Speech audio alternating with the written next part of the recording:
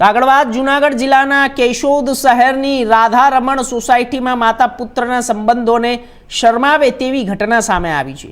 1 મહિના બાદ માતાએ પોતાના જ સગા પુત્ર વિરુદ્ધ કેશોદ પોલીસ સ્ટેશનમાં ફરિયાદ નોંધાવતા સમગ્ર મામલો પ્રકાશમાં આવ્યો। ફરિયાદ મુજબ દીપ વ્યાસ જ્યારે વિદેશ જવાની ગેલછામાં પોતાની માતા પ્રફુલ્લા દેવીનું ગળું દબાવી ધમકી આપી હતી અને ઘરમાં રહેલા આશરે 10 લાખ રૂપિયાના દાગીના, 5 લાખ રૂપિયાની રોકડ રકમ તેમજ એક બાઇક સહિતનો મુદ્દામાલ પડાવી લીધો હતો। ઘટના બાદ પ્રફુલ્લા દેવીએ જ્યારે કેશોદ પોલીસ સ્ટેશનમાં પોતાના પુત્ર દીપ વિરુદ્ધ ફરિયાદ નોંધાવી। આ ફરિયાદના આધારે પોલીસે ગુનો નોંધી આરોપીની ધરપકડ કરી આગળની કાર્યવાહી હાથ ધરી છે।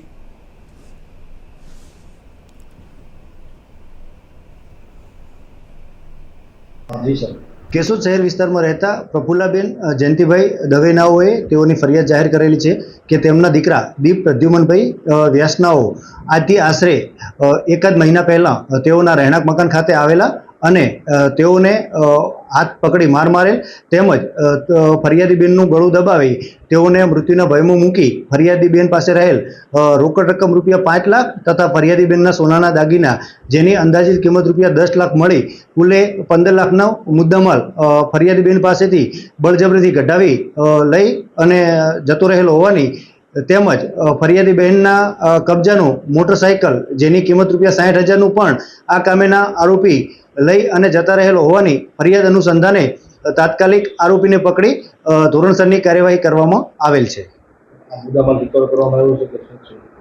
આરોપીને ફરિયાદ જાહેર થયા બાદ તાત્કાલિક ધરપકડ કરવામાં આવી છે અને આરોપીને પૂછપરછ કરી આરોપી પૂછપરછ દરમિયાન સહકાર આપતા ન હોય જેથી રિમાન્ડ અર્થે નામદાર કોર્ટમાં રજૂ કરતા નામદાર કોર્ટ દ્વારા સોમવાર સુધીના આરોપીના રિમાન્ડ મંજૂર કરવામાં આવેલ છે।